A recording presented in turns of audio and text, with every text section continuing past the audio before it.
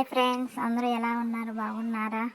ఈరోజు మేము మినముద్దలు తయారు చేసుకుంటున్నామండి. సో మేము మినపప్పు అండి 1 kg క్లీన్ చేసుకోవాలండి. 3-4 టైమ్స్ వాష్ చేసుకొని మనం ఆరబెట్టుకోవాలండి. ఒక క్లాత్ వేసుకొని అవి ఆరిన తర్వాత మనం కొంచెం ఆయిల్ వేయకుండా మనం నార్మల్గా కొంచెం కొంచెం వేసుకొని ఫ్రై చేసుకోవాలండి. మీడియం ఫ్లేమ్లో పెట్టుకొని చూడండి, నేను అలా సాఫ్ట్గా పెట్టుకోవాలండి. పిండి ఒక 1/2 kg అలా బెల్లం పడింది. 1 kgకి 1 kg బెల్లం సరిపోతుందండి.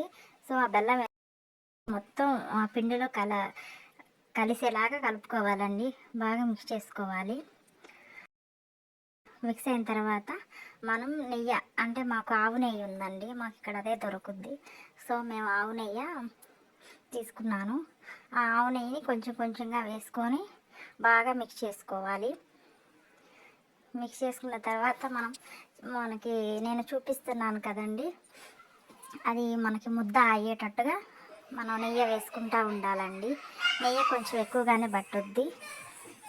చూడండి, అలా నేను చూపిస్తున్నాను కానీ అలా ముద్ద అయ్యేంత వరకు మనం నెయ్యి వేసుకొని కలుపుకోవాలండి. అలా కలుపుకున్న తర్వాత చూడండి, ఇంకా మనం ఉండలుగా చుట్టుకోవడమే, మనం ముద్ద వచ్చేలాగా. ఇంకా అలా చేసేసుకుంటే మనకి సరిపోతుంది. బెల్లం కరెక్ట్గా సరిపోతుంది. 1 kgకి 1/2 kg బెల్లం సరిపోతుంది. సో మనం ఇంక ఇవేమి వేసే పనే ఉండదు. ఇంక సో బెల్లం, నెయ్యి, ఈ మినపప్పు ఉంటే చాలు, మనకి మినం ముద్దలు రెడీ అయిపోతాయి. సో మేము ఒక్కొక్క ముద్దగా అట్లా చేసుకొని ఇంకా చూడండి, ఇన్ని చేసాము. మొత్తం మాకు 1 kgకి 1 kgకి 1/2 kg బెల్లం కరెక్ట్గా సరిపోతుందండి. మాకు మొత్తం అవన్నీ 46-47 వచ్చినాయండి, మేము అవి ముద్దలు చేసుకునేసరికి.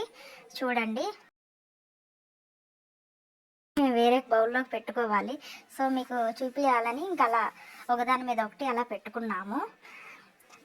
మా ఛానల్ మీకు నచ్చినట్టయితే లైక్ చేయండి, షేర్ చేయండి, కామెంట్ చేయండి, సబ్స్క్రైబ్ చేయండి.